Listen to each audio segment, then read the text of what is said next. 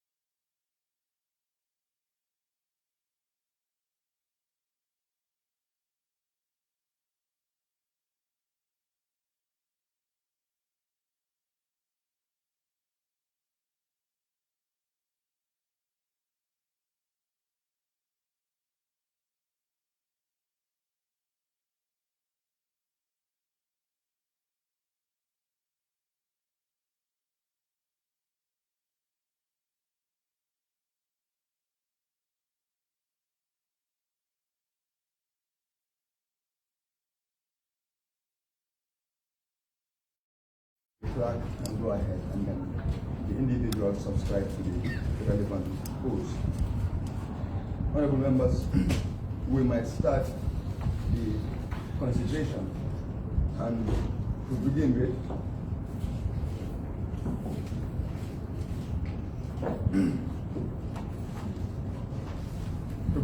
I will give the floor to Honorable FPAC to lead us on the consideration.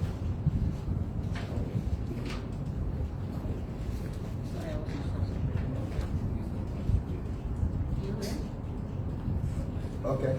Then what we'll do is your questions can come later, yes, and I will lead the way. Yes. Welcome. We have the chairman. Okay. I did not see it. We will proceed straight to the management letter that was prepared by the Auditor General's office, and based on the regulations, which are really basic. Normally we will concentrate on the highlights, but this particular one, we want to do it line by line. You know, the rationale there is to improve on the operations itself. So if you can go to the annual report and then turn to page 33, the annual report. Mr. Chairman, yes? Yeah, Honorable Chair, I think I want to inform you that we have two new members that are joining us today. I'm not sure whether it might be required to also take. When we get to that stage, and if the need is there for them to give testimonies, and we will make sure that the relevant groups are administered. Thank you. That's okay. Okay, so the first question will go to the Finance and Administrative Committee. First, let's look at the issues of equipment before we look at the substantial issues in the report itself. How are recruitments done in the Finance Department? Say again? Recruitment. Yes. What are the portfolios in the Finance and Admin Department? Basically in the accounting function. And what qualifications did you do? To start with, the Finance Department consists of two staff. I am one of them, admin manager, Finance and Admin Manager. And my assistant is the accountant. Yes. My background is ACCA level 2. I also did the AAT for qualification. Yeah. Currently, I am pursuing a bachelor's degree at the university. Okay. Your assistant? My assistant did basic accounting. Basic in which sense? Yeah, basic accounting at high school level, senior secondary level, and also did some tertiary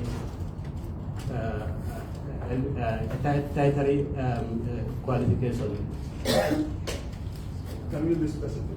Do you know senior secondary is what? Yes. Grade 12. Yes. At tertiary level, what accounting qualifications? The accounting qualification is the basic elementary accounting background. Accounting is your professional field.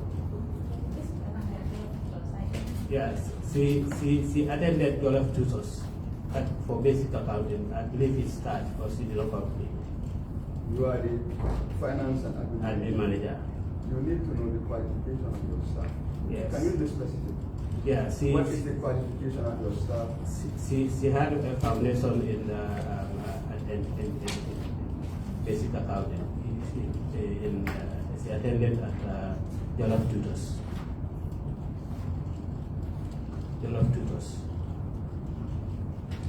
We are still finding it difficult to understand. Okay. Audited accounting Yes. is a specialized field. Yes. Basic accounting, Yeah. you can even have it from grade 10, grade 11, Yeah. grade The 12. foundation for CAT. That's what she was doing. Yeah. Card foundation. Yeah. But she didn't come. Now, let's look at the roles and functions in the accounting you have. Okay. The recording function, Okay. the maintenance of your ledgers. Okay. Who is responsible? The maintenance of the ledger is me who is responsible. You do all the postings in the ledger. I do all the post. I do the postings, yes. Because what happens, he prepares the tax book. I take it and analyze it and post it for the general ledger. Yes. I think when she prepares the tax book, from there I post it for the general ledger. And from the general ledger, that's where I prepare my financial reports. Which means Pardon? you are saying that you have the general ledger, Yes. and from the cash book, Yes, I you do. do your postings to the general ledger. Exactly, yes. Then I will refer you to page 33. Okay. Okay. Let's look at page 33. Okay. Note 3.1.1. Okay. It states that improper maintenance of the cash book. Okay. Hmm? Those were the auditor's findings. Okay. We know that the council did not maintain a proper cash book. Okay. The revenue Okay. was credited and debited. It says that in the absence of a proper cash book, the correctness of the figures in the financial statement might be difficult to confirm, which might lead to misstatement of the cash book balances in the financial year. Yes. But the question on that one, I want to combine it Okay. with the observations on page 34. Okay. Because we are talking about the cash book and the general ledger. Okay. Let's look at page 34. It says we know that the council did not maintain general ledger to record individual transactions to their respective revenue or expenditure accounts. Okay. So now, how do we reconcile this to your statement? Yeah. To be honest, when I came in 2019, well, I didn't found anything in place like the general ledger and so on. So then I have a device by which I was able to capture expenditure into their respective expenditure head. So otherwise I would not be able to prepare the financial statement. So I devised it in that way. But when the auditors came and told me that we need a general ledger, then, which is going to be manual, I say that's not going to be a problem. As an accountant, I don't think that will be a big problem. I can revisit my books and I build up the general ledger. And that's what I did. I corrected everything. Yes. But based on the previous record that was there, I did not start because it's something that I did not found there. But when the auditors highlighted it to me, I said, okay, give me time. I will be able to come up with a general ledger. I built up from scratch. Even 2019, I built up. And 2020, I built up to be able to arrive at this thing.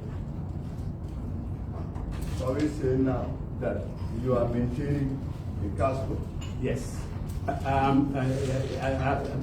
cash book, yeah, I corrected it.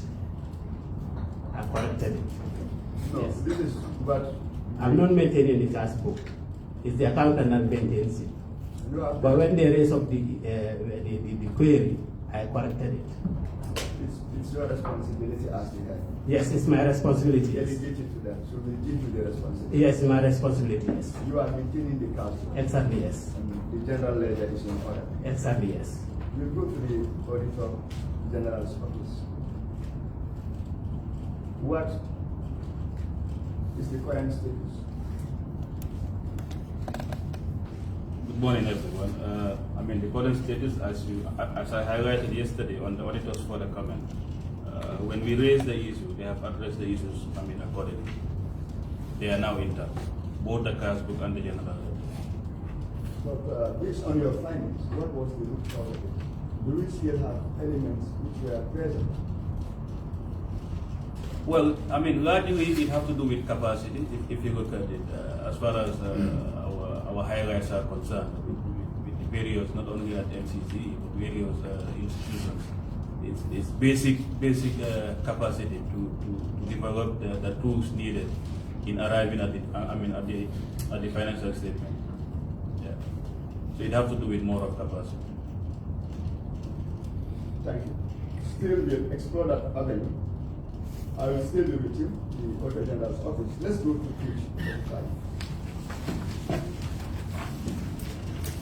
Now, we would appreciate it if you can further elaborate on it.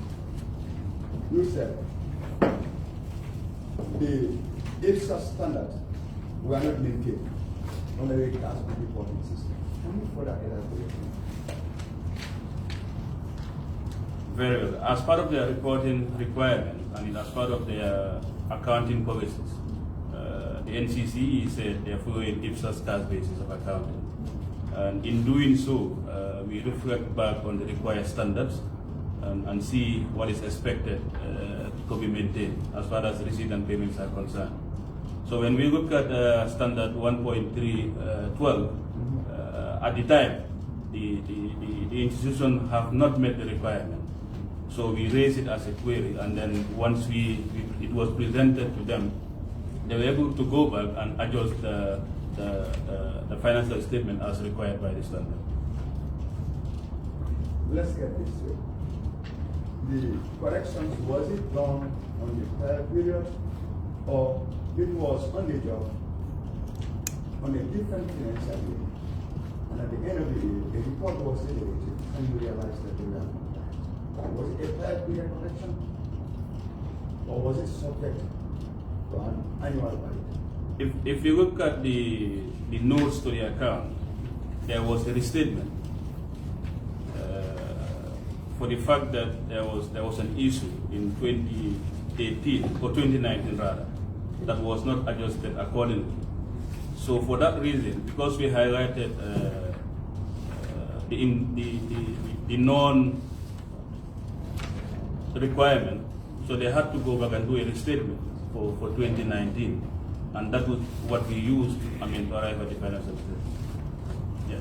So it means your conclusion, we might be correct to say, is based on a statement that was done. Correct. But it was not on a comparative assessment of the potential of the organization Correct. to be compliant with the IPSA standards of 1.3.12. Correct. Now we refer the question to the finance and admin manager.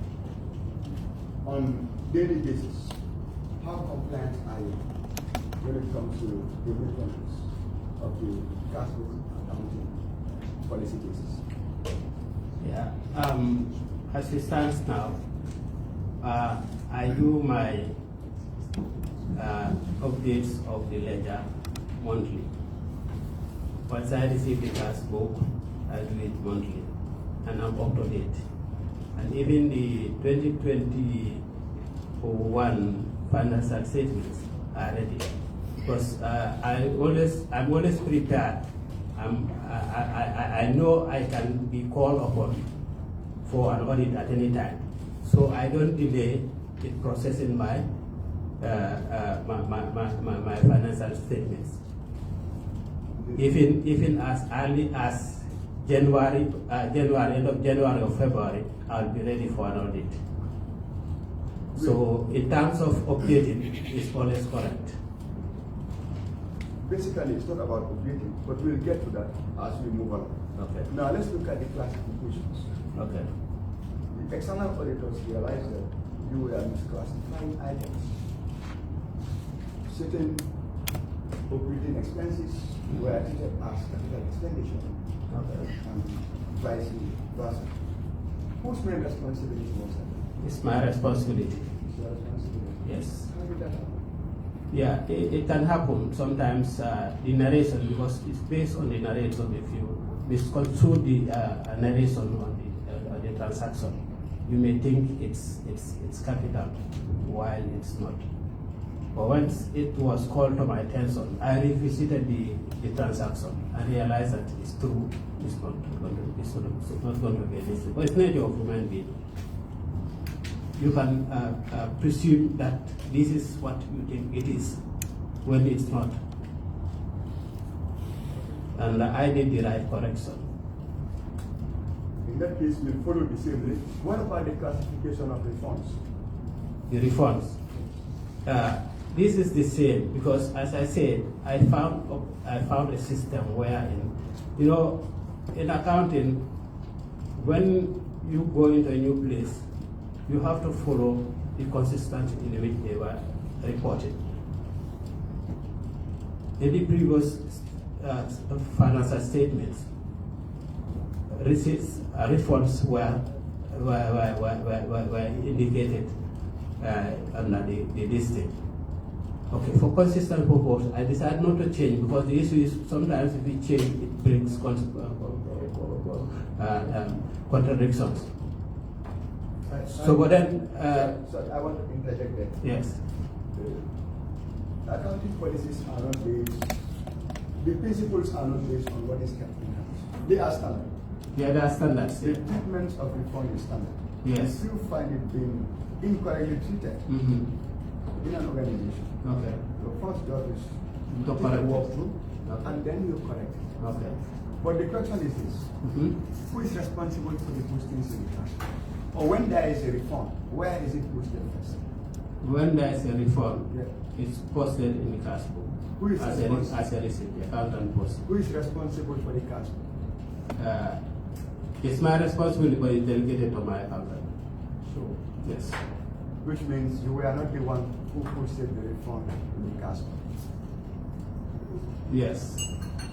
It was the accountant who posted the refund. Yes. Would you have misclassified those refunds because you were the one doing the actual business? Yes. If you look at the issue at stake here, a refund is being made in the sense that it's money that has been spent for something what was not fully spent. Okay. In the actual sum, this would have been deducted from that amount that has been charged as an expense. This is what should be. But then the contract has been indicated as a receipt. But normally, if it's indicated as a receipt in the cash book, you pick it. Understand. The question is, would you have treated the refund as a receipt because you were the one doing the postings? If I was the one doing the postings, no, I would not have. Okay. Still, you would move. The other observation by the external auditors is the treatment of the opening balances as receipts. Okay. Again, issue of classification. Yes. Under whose portfolio does it fall? It's under my portfolio. That one falls under your portfolio. Yes. Can you take us through that? Yeah. The issue here is this is a cash-based listing, a cash-based reporting, accounting reporting. So normally, the opening balance is what we start with. But then, if you go by IPSAS, the opening balance would come at the end of, your matching expenses against receipt of that current year. Okay? So in the right way, it should have come after knocking off the expense against the receipt. Then you bring your opening balance. Then you arrive at the closing balance. If you start with the opening balance, add your receipts. It gives you the same thing.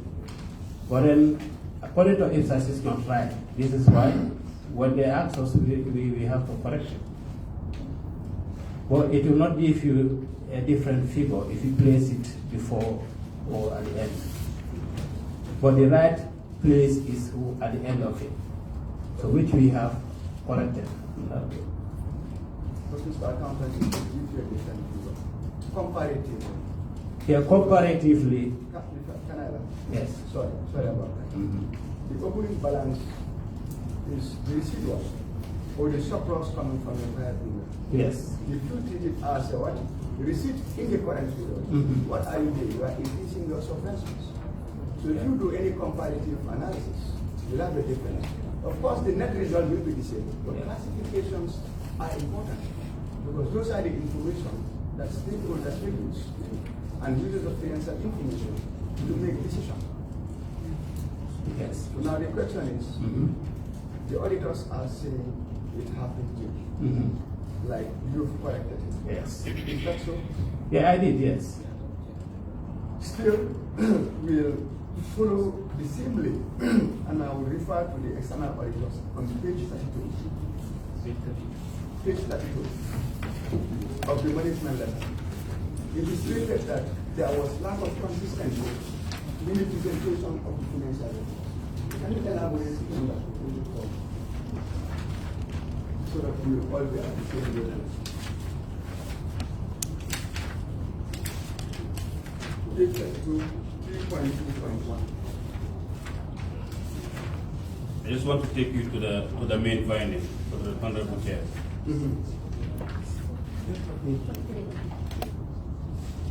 Page 43. Page 43. That is lack of consistency in the financial statement. When we look at the financial statement for both 2019 and 2020, we noted that there is difference in name that they gave to the various line items. If you look at in 2019, for example, they said salaries and allowances. But if you go to 2020, instead they say salaries. So one would assume that it does not include allowances. So in order to ensure that there is consistency, because we are going to do a comparative between 2019 and 2020, it's important that they read the same name. So for us, that was what we identified, and then they were required to adjust that accordingly, which they did. Yeah. Mr. Accountant. Yes. The maintenance of this account. The maintenance of this account. Under whose portfolio does it fall? It's my portfolio. Consistency is the principle of this role in accounting. You might remind each other of what it says. It says that similar items are supposed to be treated similarly. Similar, yes. So that at the end of the day, there can be comparisons between one financial period and the other. These are basic accounting practices. Because at the end of the day, if they are not maintained, whatever information is presented My name is Civic, and it will definitely puncture the decision-making power of financial statement users. So the question is this: do you still have challenges in your department? Challenges, in this sense, challenges might be there, but then when it comes to maintenance in maintaining the accounts of the institution, I'm comfortable. I'll be specific. Do you have capacity challenges in your department? Capacity challenges, yes. My accountant, I think, require some training. This question will go to the board chair. To the board chair, Yes. if you look at the management letter from the external auditors, the main issue that the National Council for Civic Education is faced with is issues of capacity. Because all the areas highlighted are basic accounting functions. Is the board really aware of that situation? Yes, we are aware. And it's something that we've been grappling along with for a long time. When I took over, we only had an accounting officer. And then we see the gap. And that's why council decided to appoint an accounting manager, finance and accounting manager. So that's where we stop at the moment, and we thought that would have addressed whatever we have. So, but now we are seeing that we need at least to build the capacities of the accounting officer, or at least to reinforce the accounting department with people to deliver.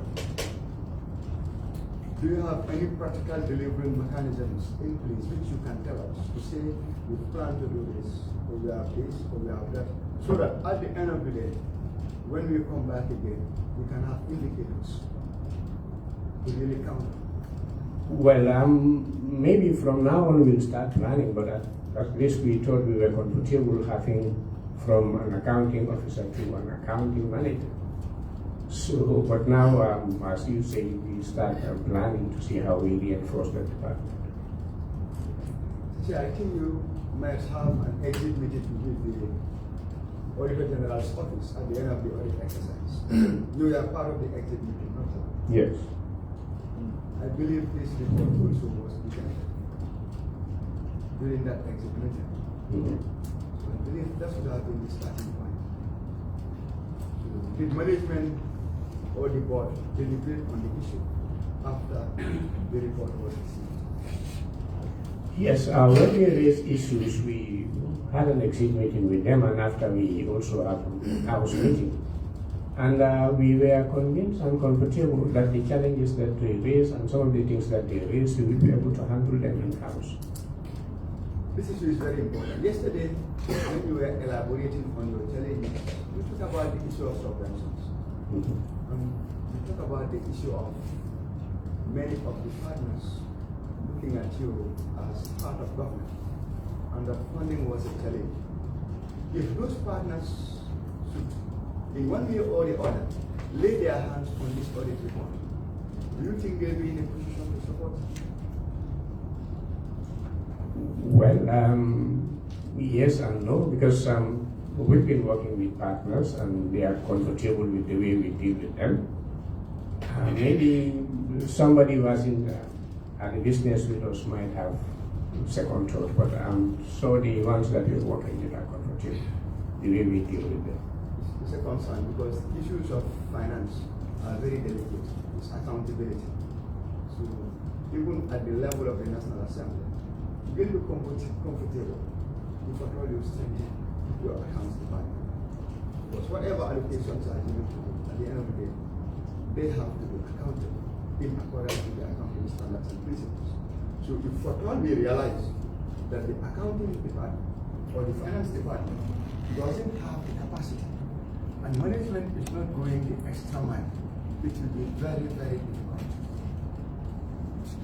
to do anything on behalf of lobbying more funds for Ncce. So we would recommend that you work with the finance department and make sure that the capacity is there. And to bolster that point, I would like to bring this basic thing to your attention, which I didn't want to say, but we'll bring it. Even payment vouchers cannot number. Numbering of payment vouchers. These are basic. They don't have many issues. But these are basic and elementary in accounting. If payment vouchers are not numbered, the implications are there. Payments might be missing. They might go unaccounted for. So we definitely want to have a commitment from you before we leave here as to what the board and management intends to do. No, I honestly want to promise henceforth we will definitely try to strengthen the accounts department. Okay. Start on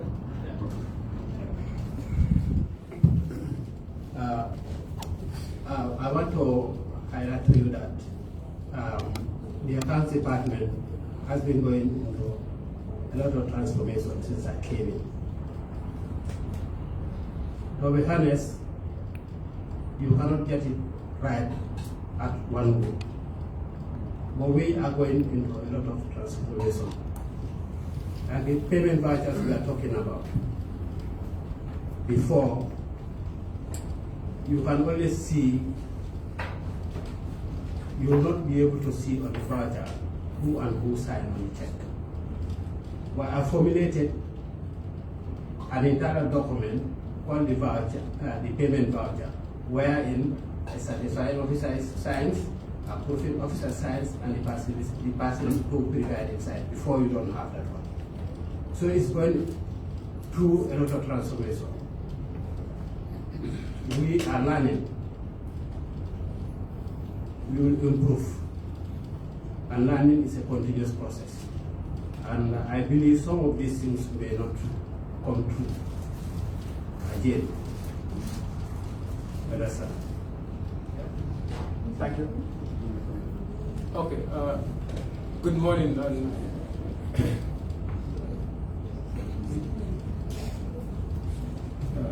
Good morning, Honorable Chair and members, and thank you again for having us.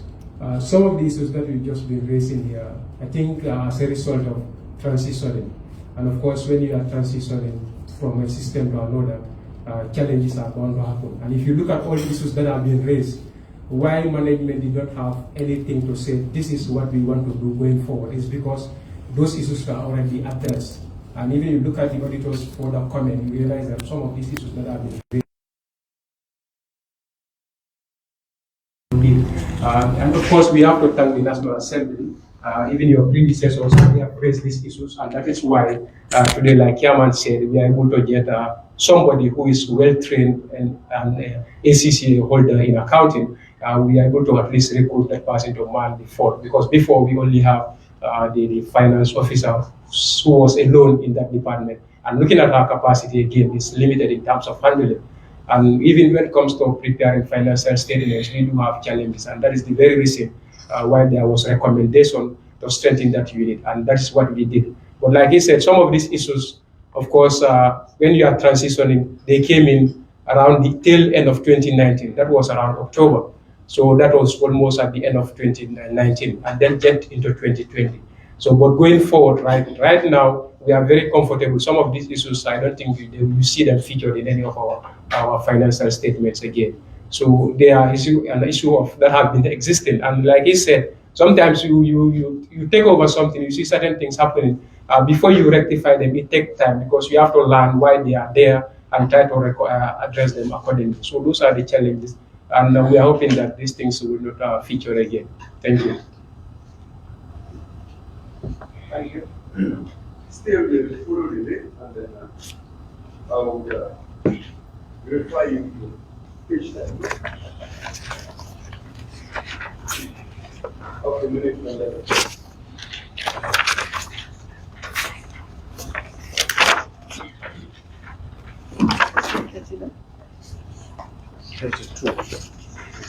And then page 32, note 2.2.9. issue of consistency. The Auditor General realized that Note 4, Note 5, Note 21, Note 22 did not have any comparative figures coming from 2019. And if you refer to Note 4, Note 5, you realize these are subventions. So there should be a detailed one where all the notes are listed. But before that, why?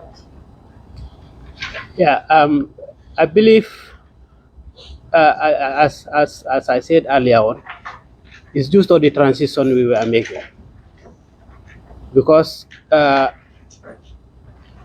if you want to compare, because this IPSAS reporting came was fully implemented in 2020, but before the IPSAS was not. So this is why the reason why we have to reinstate to have a comparative figure, because when you report it, the previous year in a different way, they will not match. So Which basis were you reporting?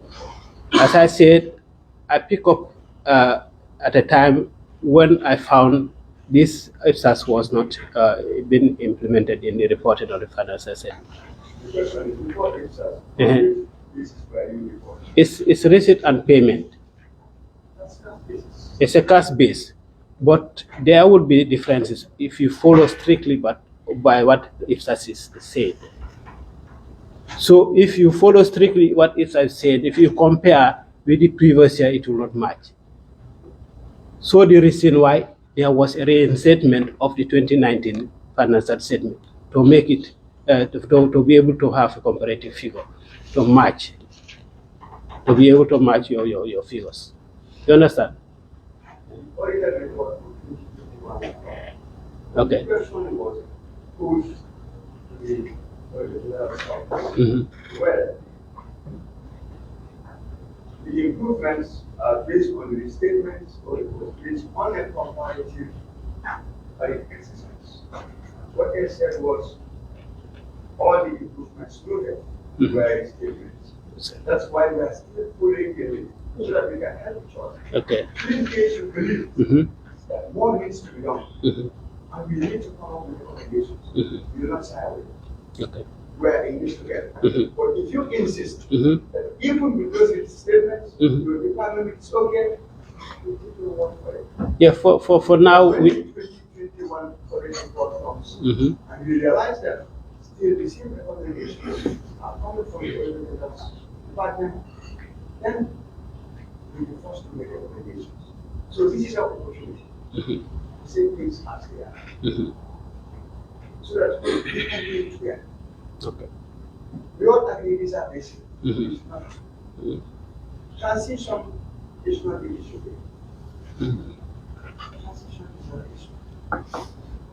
Yeah, but what I'm trying to say is, if you want to make a comparative, if you want to compare previous and the current year, and the way it was reported is not the same way, because okay, they follow a cash base, but then the positioning of the transfer, like the opening balance and the closing balance, were not done in the same way as IPSAS is. So obviously you are bound to make an adjustment in the previous year to be able to have comparative figures. Yeah, I'll put that question back to you. What is the office? What was the main reason responsible for the inconsistencies of presenting comparative figures in 2020? Honorable Chair, I think I would just wish to repeat what I said earlier. That in our view, likely this is capacity related, because as you lamented already, these are basic accounting issues that you don't expect to have issues with. And it's unfortunate. It have also taken a lot of our time, in the sense that you have to go back and forth in ensuring that the requirement of the interest has been met. What is the current status? Well, as you can see in the report, they have they have made the adjustments that we require them to do. But we cannot preempt what is coming in 2021. But looking at what happened in 2020, it gives you a sense of you are likely to have some of the same issues coming up in 2021. We hope not, though. Honorable members,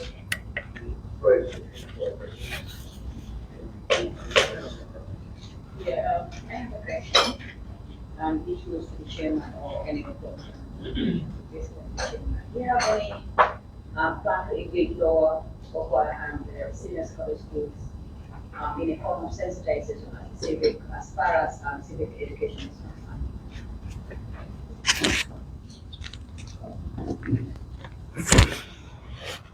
Yeah, yes, it's in our plans.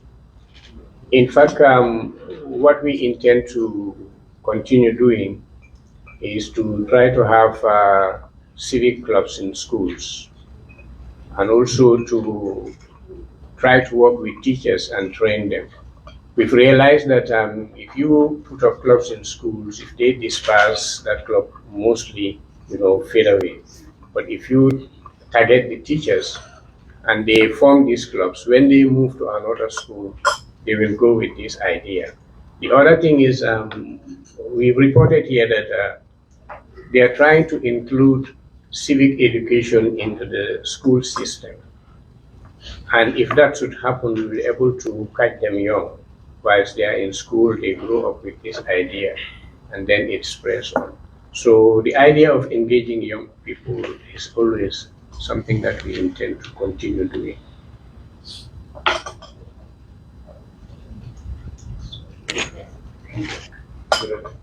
But are you planning to do that within the period of 2002? Sure. In fact, we are doing some activities. We are having some activities with school children, and we are targeting certain schools also. That has already been started. The only thing is to maybe increase the momentum. But again, we have challenges of maybe subvention to do some of these activities. But actually, it is in our plans.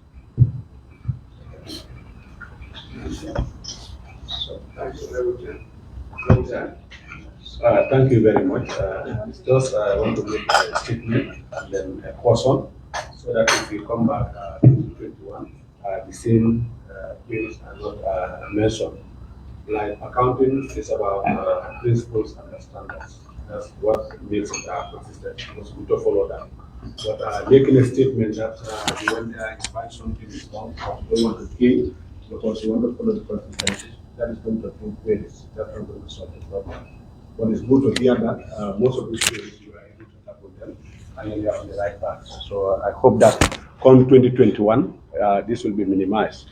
So you are there, they hired someone because something was wrong. That's why you are there to make a cake, but not to follow the same thing. So I hope this will be addressed when you come back. Thank you.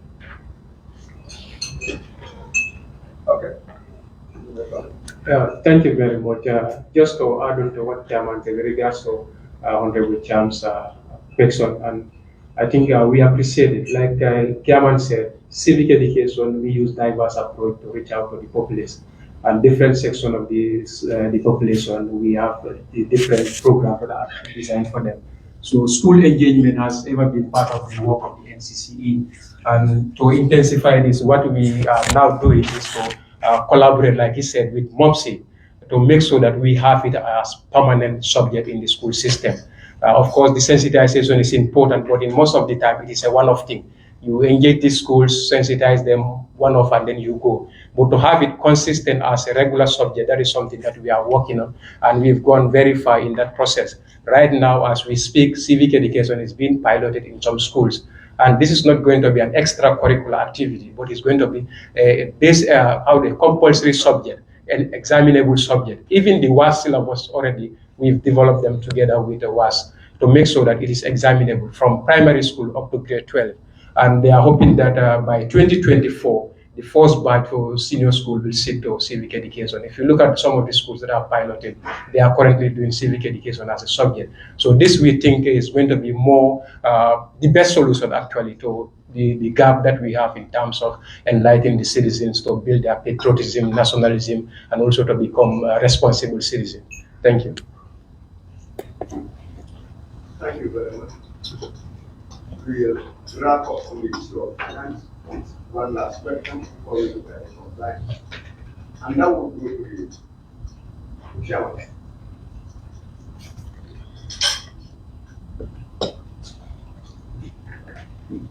The chairman, do you have any plans to improve on the performance of your company since he is on Ncce level 2 holder, right? To improve on his capacity. Yes, Honorable Chair.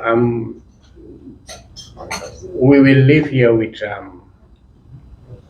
the idea of having people to reinforce and to build capacities of not only the finance department, but all the departments. We will look at them and see how best we will improve on them.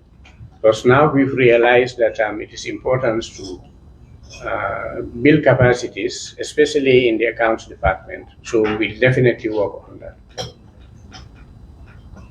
With regards to recruitment, it was highlighted that the accountants are basic accounting knowledge.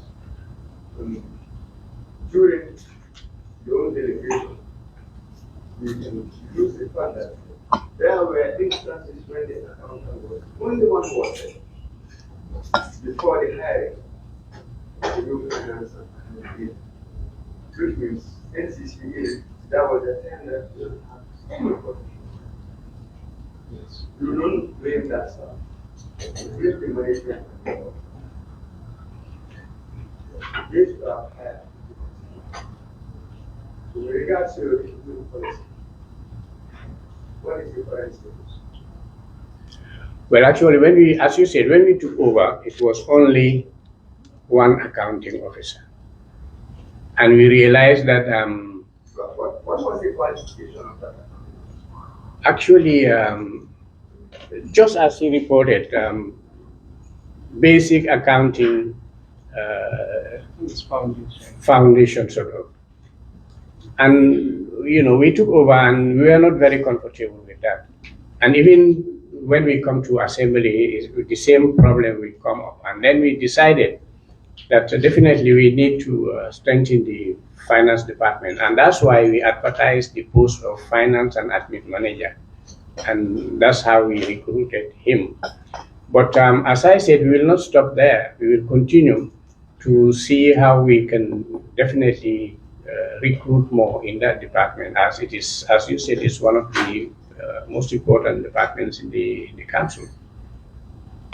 Now we are looking at with regards to your recruitment policy. We want to know this current status. Because here we are only continuing to know about the accounts department, because there was an audit exercise done. A similar exercise was not done in other departments, so we might not know what is the case there.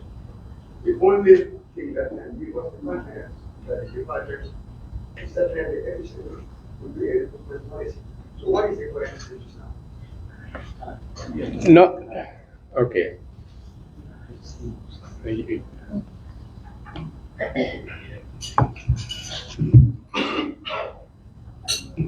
have to swear. Did you subscribe to the votes? No, sir. I wasn't here yesterday, sir. Just hold on.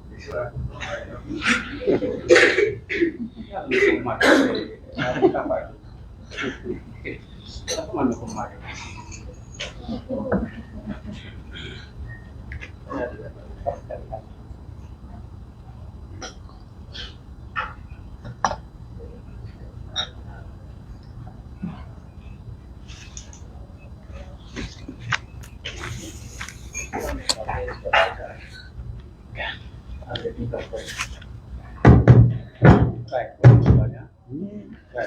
Right. That's more preferable. I, Fabakar Kale, do hereby affirm that I will speak the truth, the whole truth, nothing but the truth. So help me God. Thank you. Thank you, brother. Thank you very much. Assalamu alaikum. My name is Fabakar Kale. Just said. I just want to state that two issues came up with matters of staffing at National Council for Civic Education. Like Chairman tried to say when we took over, in 2018-19, the council membership chose to go on what we call a retreat, an organizational sort of review of how the council is performance-wise and all those things. And this has identified a staffing gap. We know there were a lot of gap on finances and so, subvention not coming, but that's not going to stop us from addressing what we are tasked to do. And this has created that survey has provided that opportunity for us to see where we want to go. In that process, we recruited in all departments across, and not only recruited, we first developed a scheme of service which was absent when we took over the council. There was no scheme of service, and there was no, the finance admin policy wasn't actually there. So we put this together. So this audit is like the first test of our action. When we recruit in 2019, this audit is the first test of the people we recruited. So yes, there are gaps, and we identified that as board members of the council. And yes, next year, you'll see few of them coming. Even before coming here today ourselves, when we look at the plan, we look at that. In about a month's time, the council is planning a retreat to look at the strategic activities and the decisions we have made to improve the situation of the council on both recruitment, staffing, performance-wise, and all those things. So in 2 months' time, we're going out to look at what we have put in place so far, what have we gained, what gaps exist. I think this is what Chairman is trying to present, to say, as we sit now, we may not have the whole plan in hand that this is what we ought to do, but we already recognize the fact that there is a gap we need to fill. And to get to that, we'll have to look at what we have done so far, what have we achieved, and what gap exists again. So perhaps in 2 months' time, you will be able to get some of those. On matters of staffs at finance, like we said, there was only one staff. Chairman said, maybe I should not repeat all that. But when we appoint the finance manager, I said, this is first. But on programming, which is the other department, perhaps the last election, a lot of you would have seen the activities, and even the activity report will show that there is a lot of changes in what we had, that we don't only have staff inside, but we improve on the pay and improve on the service delivery, and also increase the qualification required. Because the qualification at council used to be, secondary, high school, and now we are paging it at university and experience. So we're not only banking on our civic education, only teachers that were then the criteria. Now you have to be experienced and also have that BSc in specialized fields that we choose, mainly development and law, because these are the areas that we mainly deal with. So at the moment, we can tell you, sir, that we think we are on course. This audit is a test for ourselves too, for the actions we have taken. Assalamu alaikum. I hope I have that have addressed some of the issues raised. Thank you. Thank you very much. That was interesting. The main reason we are processing, if you refer to the annual activity report, page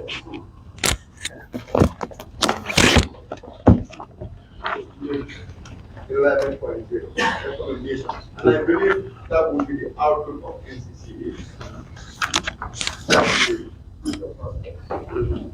This is what the organization wants. So if you look at the output of Ncce, it is based on an approved budget, an improved vehicle fleet, an improved and conducive office space, so that the council can have the conducive environment to operate. So what we are saying here is we would have expected that also to be part of the outlook, so that your partners also would know that capacity building, is a need that has been realized. But unfortunately, going through the outlook and the recommendations coming from the council, we didn't have it. But it is quite refreshing to note that you'll be having a retreat in 2 months' time. And you'll want to state that this interface, the main rationale behind it is to have a productive one, so that at the end of the day, as partners, we will know what is obtained in our various areas. Then together, we can come up with remedial actions towards the maintenance of the common good. So we will do the last intervention, and that one will take us to page 32 of the management letter.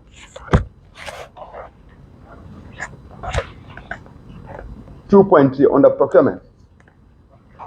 It is rather unfortunate that we do not have the compliance report, from the required body, but nonetheless, we will applaud the Auditor General's office for really having the oversight and flagging, even if at all it is one procurement process.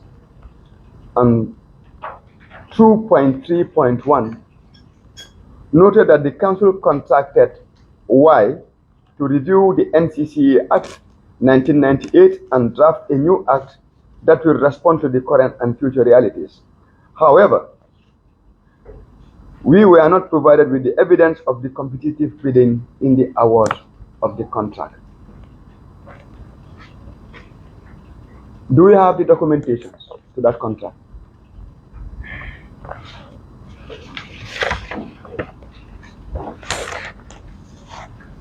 Yes, actually, before we award this, before this contract, it was awarded to... Sorry, Chair. Just make sure you do not mention the name. Before it was awarded, okay. We asked for quotations, and we received 3 quotations from 3 different firms. And these quotations were presented during a council meeting. But council members assigned the contract committee to go ahead with this project. Council contract committee members met and decided to award the contract to X. When the auditors came for their auditing and this issue was raised, we went through the files, but we could not trace the other invoices. What happened was, during this period, the procurement clerk, who was part of the contract committee, left the institution. And when she was going, she did not do a proper handing over. And in fact, some of the documents that were in the computer, the laptop that she was using, she managed to delete them.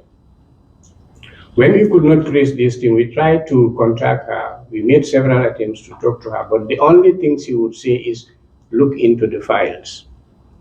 We went through the files, we could not trace this. After, we could not even get in touch with her. But fortunately, when we had the council meeting, these things were mentioned in the minutes. When we had the contract committee meetings, this issue also was mentioned.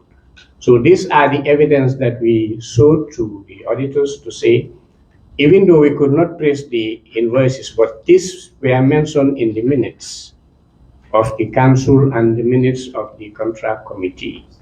So that's where things stand.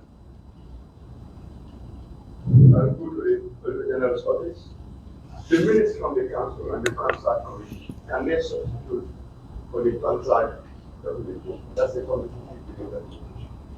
Can they substitute? No, they cannot. That's the right answer to say they cannot. although it was mentioned in the minutes, but without providing the documentation, we do not have any evidence that the actual process was followed. Thank you. Chair, we would definitely encourage you to implement the audit recommendation, which is cited in 3.1.1,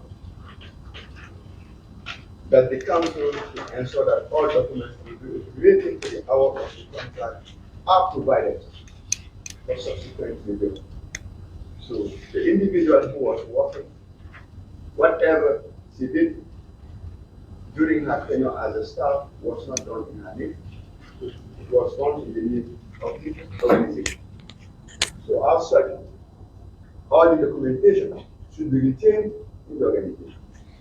So if at all we allow that to be an organizational attitude, and we allow a precedent to be set, then anybody can give that office and go with the documentation.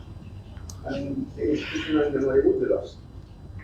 Which one would not be good for transparency, accountability, or even the continuity of the organization as a whole. And the Ncce is a very, very important office in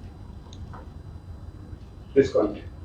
So we would like to know, again, how do you intend to record this? So that together we can work on deliverables before the end of this year. Well, the only thing I think the way forward is for us to continue searching, hoping that one day we will be able to get hold of these invoices. We are still searching, but it is not that invoice. So many things were lost in the process. So it is only this thing that is outstanding. But as I said, we will continue to search, and to get her to give us a direction would be difficult because she's not in town and she's not communicating.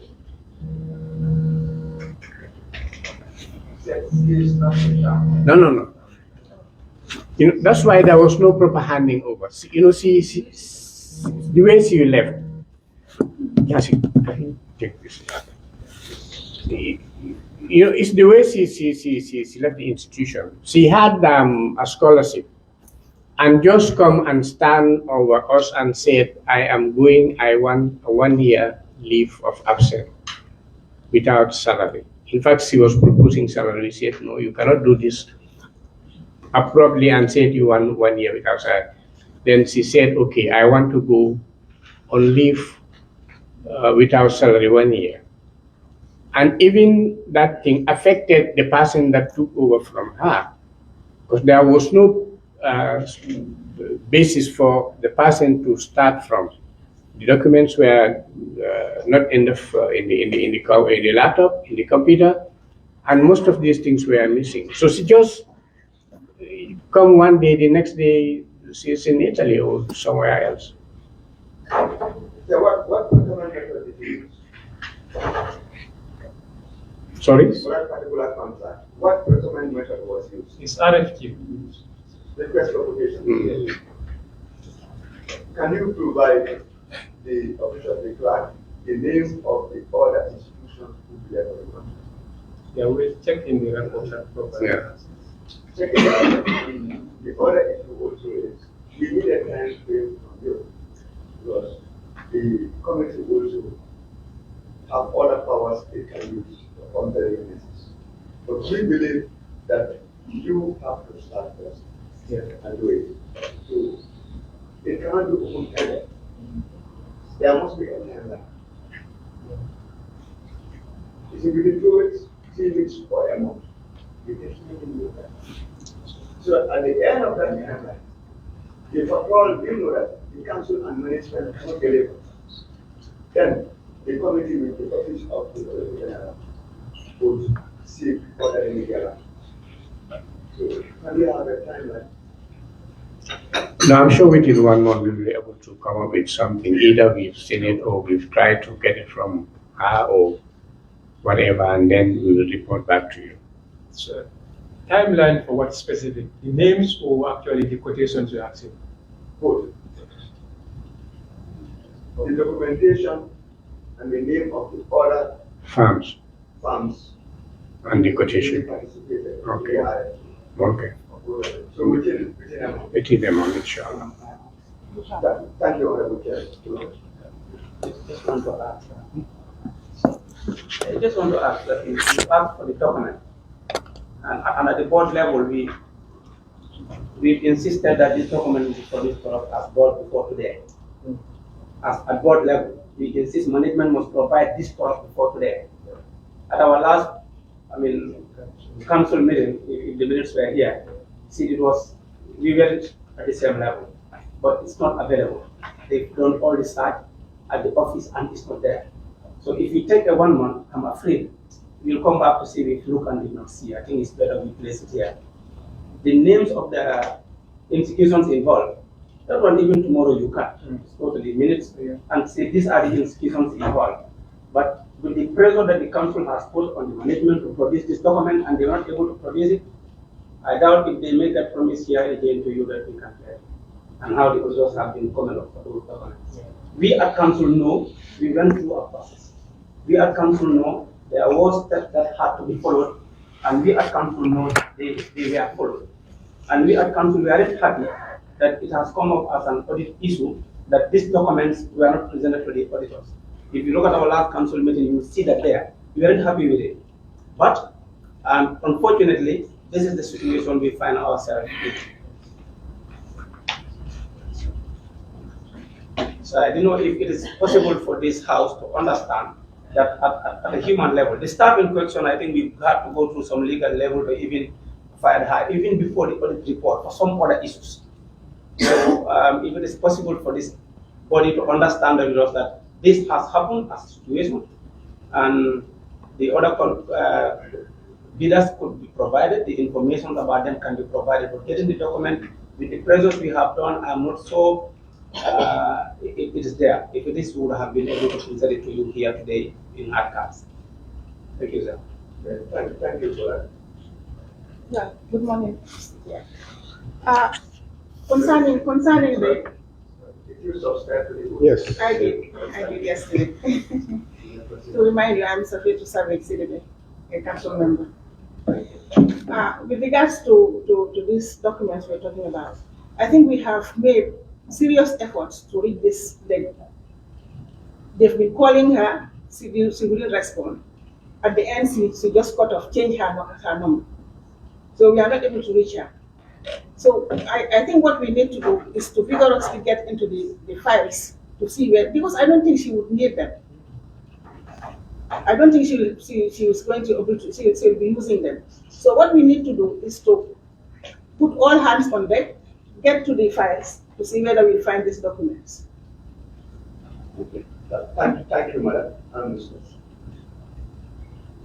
Okay. I just wanted to intervene just because Ibrahim Hassan, I'm not very sure whether this dairy transaction was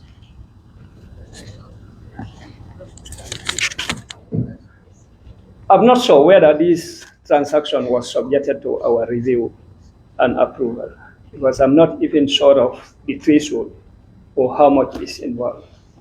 But just to help you, you indicated that you use RFQ, and the documentation for RFQ will include one Form 100,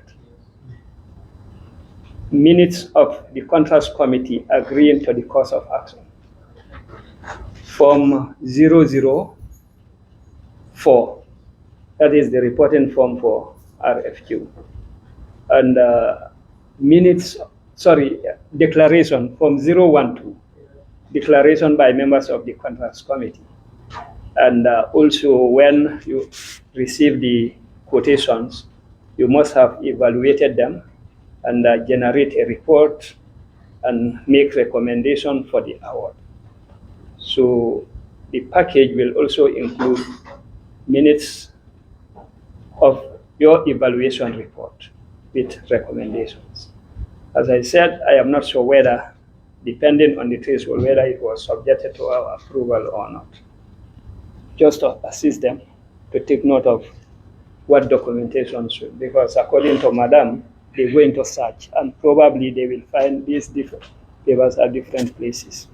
And the other thing that I wanted to say is, if proper documentation is done, we expect these documents to be at 2 different places, because the accountant must have looked at them before payment is done. So if they are not found with the procurement, they may, if due process is taken, they may be found with the accounts, if proper documentation is done. Just so. Thank you. That was a valuable information. You might not mention the name, but to help us in finding the documentation, if at all we remember the threshold, the value involved. Yeah. So it's actually 300. It was 300, but paid in two installments. $300? $300,000. Two installments. 150 at the start of Okay, the sorry, just a minute. Sorry, the threshold is 300,000. Does that fall within the remits of your compliance? RFQ for goods and services is $30,000 for goods and services, and $50,000 for simple works. Anything more than that should be sent to GPPA for prior approval before they proceed. So what will be the evaluation result of that particular process? If GPPA were to do that evaluation accordingly, how would you evaluate that contract? If it has not been submitted to our approval, we will rate it non-compliant as far as that is concerned. If it was not submitted, because based on the threshold, it should have come to us for approval. The evaluation report should have come to us for approval. So like he said, he's very right. We are very much aware of what he said. And this is not the first contract that the Ncce awarded. In the past, we've been doing, but anything that we are not sure of, we always consult GPPA to make sure that we are well guided to be doing that. And that is why if you look at our previous procurement review ratings, we never scored anything less than 70. We are always either compliant or substantial compliance. That's what we have been getting all over.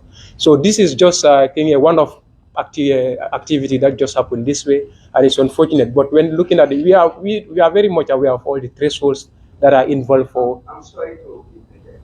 Okay. We are talking about 2 different things. You reached another layer. It was one thing that the process for the competition was missing. But it is another thing that the threshold have gone beyond RFQ, and that it should have been subjected to the review of GPPA for compliance issues. So the question now would be, was that done? Right now, I may not be able to tell, but I think because that's somebody's responsibility to do, and usually they do that. So, but like earlier reported, because of this unfortunately, we cannot overtake the place. Okay. I will refer that question to the board of management. When you realize that you exceeded the threshold for RFQ, was the contract subjected to GPPA approval?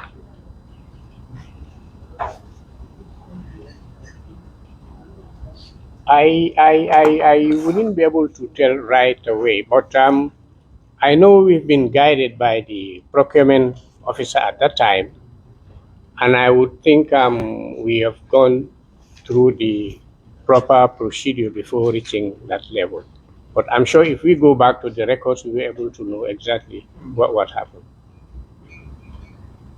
Okay, we would like to highlight 3 things. The first one is GPPA has very right to say that since payment was effected, a copy of the documentation should be with the accounts department. The procurement officer was not responsible for the accounts department. So this committee will compel the accounts department to produce the right documentations for that contract. And then minutes of the contract committee's meetings be attached to it for the review of the committee. And this we would give away because the documentation should be available in-house. You don't need to call that lady again. You don't need to call her. The documentations are in-house. But since the issue of an individual was there, an individual, a staff who left, and then left with the entire records of the organization, the question would be this. After that happened, what mechanisms did you take to ensure that there will be no reoccurrence? It won't happen again.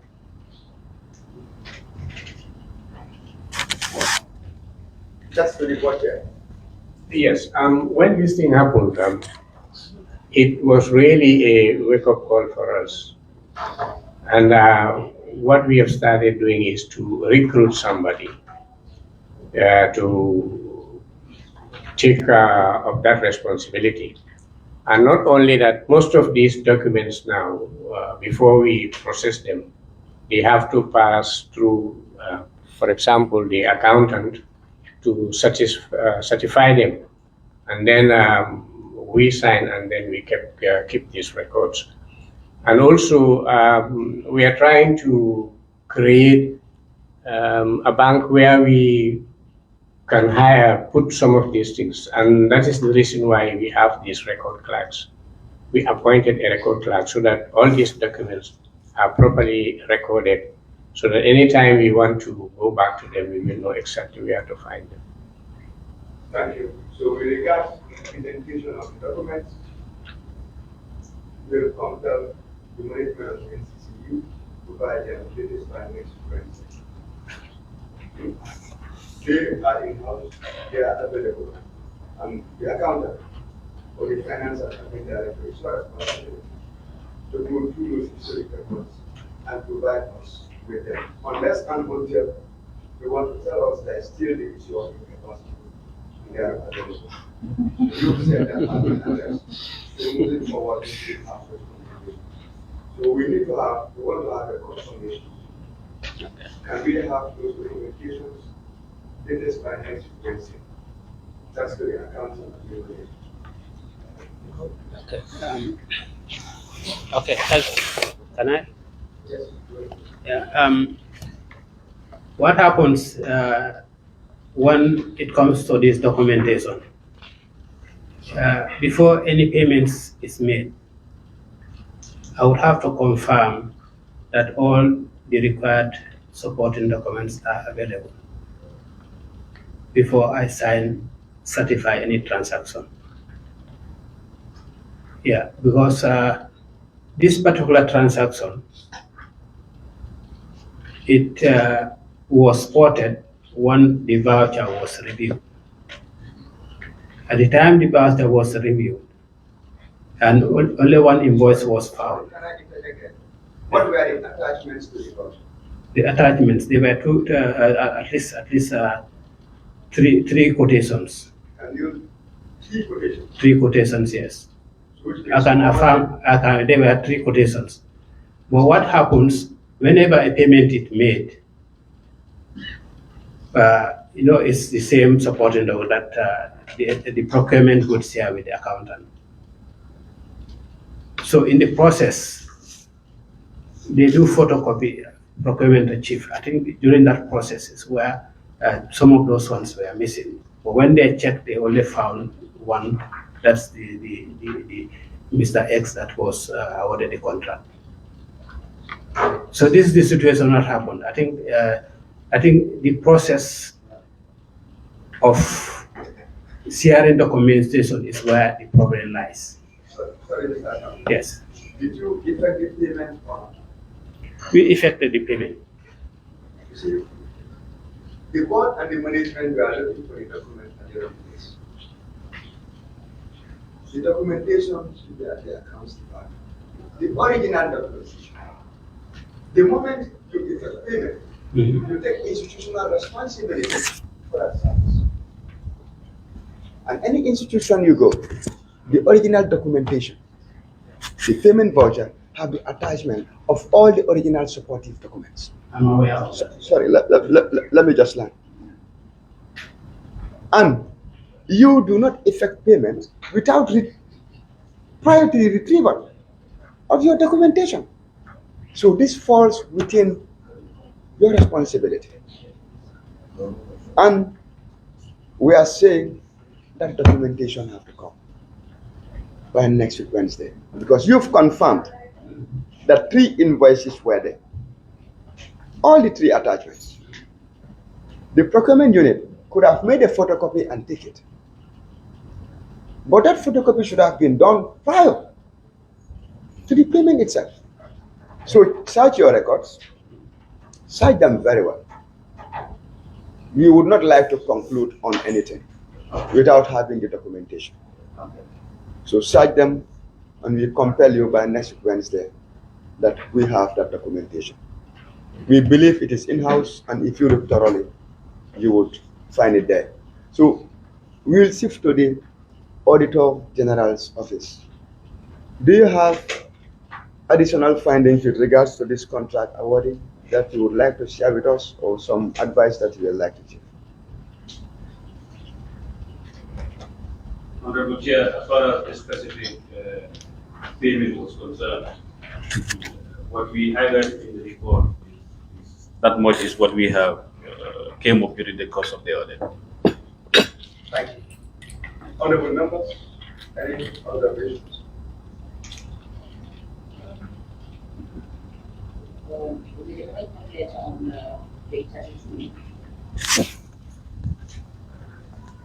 The lack of adequate disclose. It was noted that the council did not adequately disclose some of the notes to the financial statements, and with reference to 3.2.7, which is on page 40. With the subvention, remark was they should show monthly receipts and cooperative of 2019. And then also within the table, also the UDP funding should show the breakdown of receipt monthly, how much was spent and how much was returned to the UDP, and so on and so forth.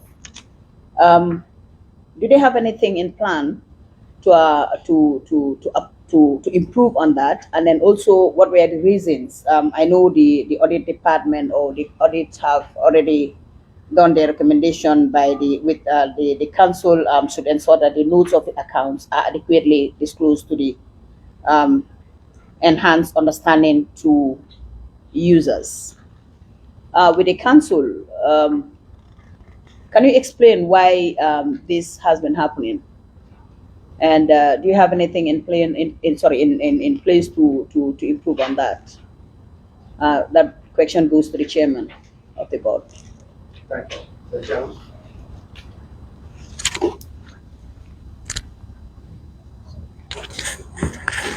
Sorry, Madam Honorable, which page were you on? Page 33. 33. 2.7. Lack of adequate. 32.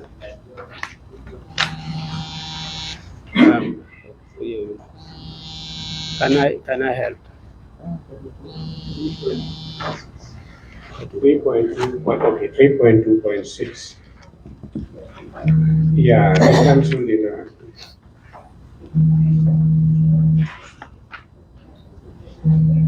39, okay. Maybe the accountant would be in a better position to explain them. Council did not adequately disclose some of the notes of the account. Details of the table below. In particular, you are referring to which note? Pardon? Page 40. You refer to note 3.27. Okay. Page 40, eh? Yes. Which particular item? Because you have subvention, you're referring to subvention. Subvention and neighbor So monthly receipt under comparative figure. Yes, you are right. This particular one they are referring to, the other counterparts. The subvention itself had comparative figures, but the other counterparts received from other counterparts do not have this comparative figure for the reason that they started funding us in that current year. So obviously in the previous year there will be no comparative figure. Yeah, but in the notes we did not. They asked us to give explanation, which we did adequately. So, yeah, I understand what I'm trying to say. Yeah, okay. Thank Yeah. you. Yes. Nicholas? Do you have any? No, we don't, because once we highlighted the issue, then we requested them to do the necessary adjustments, which they did. Thank you. Any further observations from everyone? Anyway, my contribution to this discussion is definitely looking at the institution. Definitely it needs to be a reform, and then it has to go a transformation. And then I agree that you have just newly inherited something that is not moving in the right direction. So it is only you who can improve on it, so that because if you look at even us, the National Assembly members, those who were here, some of them they did not return back, because why? Our people have to assess to see who comes back and who will not come back. And then we are also here to make sure that we assess institutions so that we move forward. We are not here to make any witch hunt, but to make sure we improve from what we have been doing. And this is what we have seen you people.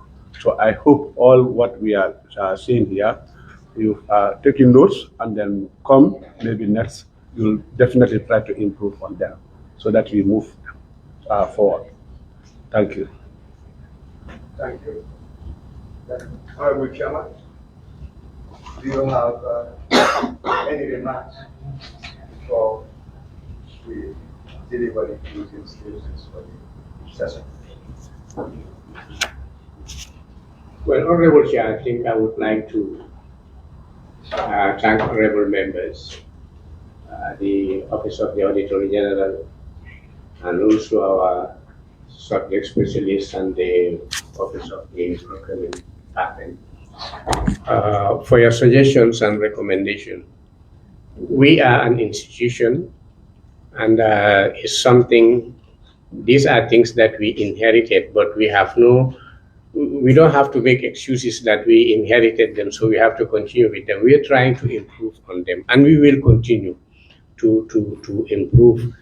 And your recommendations and your suggestions are very helpful to us. These are things that we might not have seen, but you mentioning them to us will really help us to improve, and we're really appreciative of your efforts to try to see that Ncce is one of the best institutions. Thank you. Thank you, Honorable Chair. We would like to appreciate the fact that we are almost compliant, which is definitely a significant achievement. We hope that in the not too distant future, we receive the 2020 financial statements and the audited accounts together with the activity report and the compliance as well, 2021 rather. We are all cognizant of the fact that improvements in life is the only constant variable. And hearing from the board and the management that we are all making commitments towards that is indeed refreshing. And we also want you to realize that the National Assembly is your partner. We are partners in this. And the overall objective is for goal congruence. so that at our individual levels, we'll really deliver our best. Then concertedly, we can have the overall best out of it. So we have noted some of the challenges you highlighted yesterday, and as an institution also, we'll play our part in making sure that your independence is ascertained so that it will improve on your power to really attract more funding. But this also comes with responsibility, because at the end of the day, you don't have the overall power to say it. It depends on a lot of variables. So that's why we'll encourage you to improve on your operations, so that at the end of the day, our collective desired results will be achieved. Honorable members, in the absence of further observations, can I have someone to raise the motion that the meeting be adjourned till 12:30 this afternoon? It has been moved. Any seconder? It has been moved and seconded that the meeting for the Finance and Public Accounts Committee be adjourned till 12:30 today. Those in favor, please say aye. Those not in favor, please say no. The ayes have it. Prayers. Prayers. Individual prayers.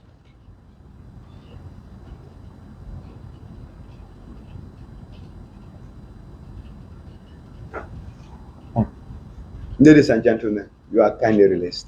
Thank you.